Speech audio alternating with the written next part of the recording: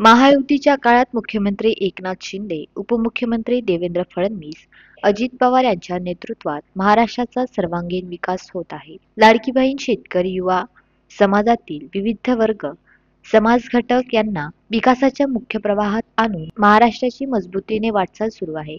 हे राज्याच्या सर्वांगीण विकासाच्या प्रगतीचं द्योतक आहे, असे प्रतिपादन भाजप जिल्हाध्यक्ष खासदार डॉक्टर अनिल बोंडे यांनी येथे केले. शासकीय विश्रामगृह येथे त्यांनी पत्रकारांशी संवाद साधत जिल्ह्यात भाजपातर्फे महासंपर्क अभियानाला थाटात सुरुवात झाल्याची माहिती दिली. भाजप अमरावती ग्रामीण तर्फे आयोजित पत्रकार परिषदेला आमदार प्रताप अडसळ, माजी आमदार रमेश बुंदेले, केवलराम काळे, प्रभुदास भिलावेकर, दिनेश सूर्यवंशी, किरण न्हाल्ले, राजेश वानखडे, अनिता तिखिले, रविराज देशमुख, महामंत्री नितीन गुडदे, विवेक गुल्हाने, मनोहर लवटे, सुखदेव पवार, संजय कुलक्षे, प्रवीण तायडे, विलास कविटकर, रमेश मावस्कर, रावसाहेब रेठे, रेखा मावस्कर, नकुल सोनटक्के, अजिंक्य वानखडे आदी प्रामुख्याने उपस्थित होते.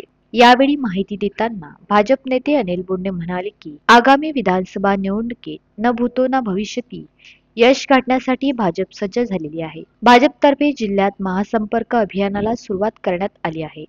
शक्ती केंद्रावर बैठक बूथचे नियोजन करणे, प्रत्येक बूथवर बैठका घेऊन भाजपाला संघटनात्मक दृष्ट्या मजबूत करणे, घर चलो अभियान इत्यादी कार्यक्रम जिल्ह्याच्या 14ही तालुक्यात प्रभावीपणे राबविण्यात येत असल्याची माहिती डॉक्टर अनिल बोंडे यांनी दिली. ते म्हणाले की लाडक्या बहिणींना महायुतीच्या सरकारचा चांगला निर्णय घेऊन बळ दिला आहे. त्या अनुषंगाने भाजपने जिल्ह्यात आतापर्यंत 39 लाडक्या बहिणींचे मेळावे घेतले. त्यांना उत्स्फूर्त प्रतिसाद मिळत आहे. 1 लाख लाडक्या बहिणींपर्यंत भाजप पोहोचली आहे. सरकारने मानधन दिल्यामुळे त्यांच्या चेहऱ्यावर आनंदाचे भाव आहेत. प्रत्येक समाजाला न्याय देण्याचा प्रयत्न भाजपतर्फे सुरू आहे. सारथी बार्टीच्या धर्तीवर अनेक महापुरुषांच्या नावाने महायुती सरकारचे महामंडळ निर्माण केले आहेत. खाटीक समाज महामंडळ, बाळी समाज महामंडळ, तेली समाज महामंडळ, मत्स्य महामंडळ, काशिबा आर्थिक विकास महामंडळ इत्यादींचा त्यामध्ये समावेश आहे.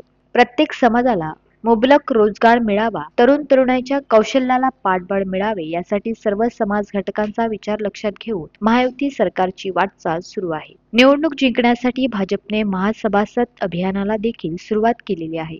भाजप हा कार्यकर्त्यांना प्राधान्य देणारा पक्ष आहे. राष्ट्राच्या आणि देशाच्या उन्नतीसाठी झटणारा भाजप पक्ष आहे. त्यामुळे ही भावना जगाच्या पातळीवर एकमेव भाजप पक्षात असल्याचे देखील त्यांनी नमूद केले. पत्रकार परिषदेचे प्रास्ताविक भाषणाच्या जिल्हा कार्यकारिणीचे सदस्य नकुल सोनटक्के यांनी केले. भाजपतर्फे जिल्ह्यात 4 ऑक्टोबर पासून महासंपर्क अभियान सुरू झाले आहे. मंडळ प्रभारी यांना सोबत घेऊन बूथचे नियोजन करणे, शक्ती केंद्रावर बैठका घेणे, प्रत्येक बूथवर बैठका घेणे, बूथ पालक नियुक्ती करणे, मतदार याद्या पोहोचवणे, बचत गटांच्या बैठकी घेणे, आजी माजी पदाधिकाऱ्यांची संमेलन घेणे, प्रत्येक बूथ मधील लाभार्थ्यांची यादी तयार करणे, प्रत्येक नागरिकांशी संपर्क करणे, प्रभावी मतदार यांची संपर्क करणे यांसह अनेक कार्यक्रम भाजपच्या महासंपर्क अभियानादरम्यान राबविल्या जात आहेत. 4 ते 6 ऑक्टोबर या काळात शक्ती केंद्रावर बैठका, 6 ते 7 ऑक्टोबर पर्यंत महाजन संपर्क अभियान, 10 ऑक्टोबर पासून प्रत्येक बूथवर बूथनिहाय बैठक आयोजित करण्यात आल्या आहेत, अशी माहिती देखील अनिल बोंडे यांनी दिली आहे. अमरावतीच्या नागपुरी गेट पोलीस स्टेशनमध्ये काल रात्री 10 वाजता 5 ते 6 हजाराचा जमाव जमला आणि कोणी गाझियाबादच्या संतांनी मुस्लिम धर्माच्या प्रेषिताबद्दल काही अनुद्गार काढले, त्याची तक्रार द्यायसाठी गेला. आता पोलिसांनी वेळ लावला म्हणून त्या जमावानी त्या पोलीस स्टेशनवर दगडफेक केली.